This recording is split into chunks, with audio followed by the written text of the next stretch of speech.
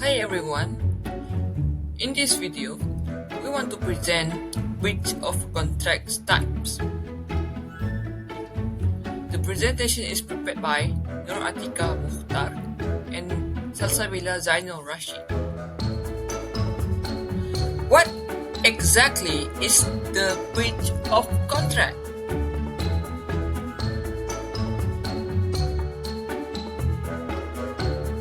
A breach of contract occurs when one party does not adhere to the conditions listed in the agreement between two or more parties that outlines a specific exchange of goods or service.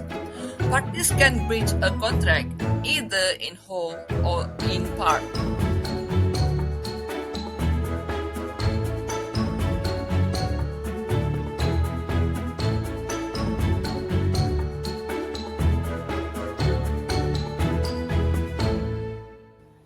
There are four types breach of contracts, which is anticipatory breach of contracts, actual breach of contracts, material breach of contracts, and minor breach of contract.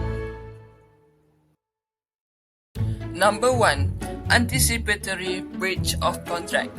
A material breach of contract happens when one party receives less than what was promised in the contract or an entirely different product than what was promised in the contract. The failure can be due to lack of time to complete the project or simply not performing the work as outlined regardless of time constraints. Number 2. Actual breach of contract. An actual breach of contract happens when one party fails to perform an obligation as outlined in the contract. Minor and material breach of contract are both subcategories of actual contract breaches. Number 3. Material breach of contract. Material breach of contract is the failure of a party to uphold the end of the contract in a way that cannot be reconciled and renders the contract seemingly pointless. And number 4, minor breach of contract.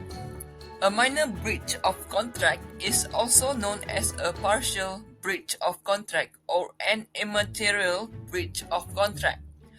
Contract failures in this category relate directly to the deliverable. The receiving party gets the product or service, but it may be late or missing minor elements.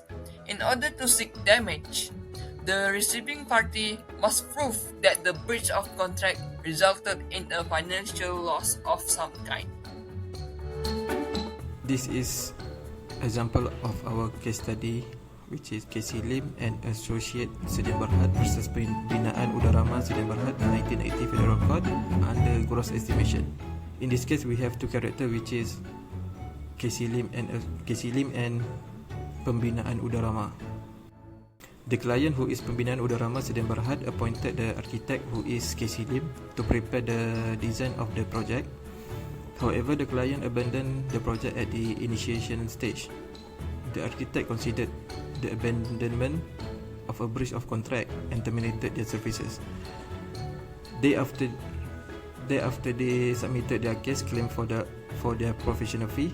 When the client refused to pay, they initiated a court action.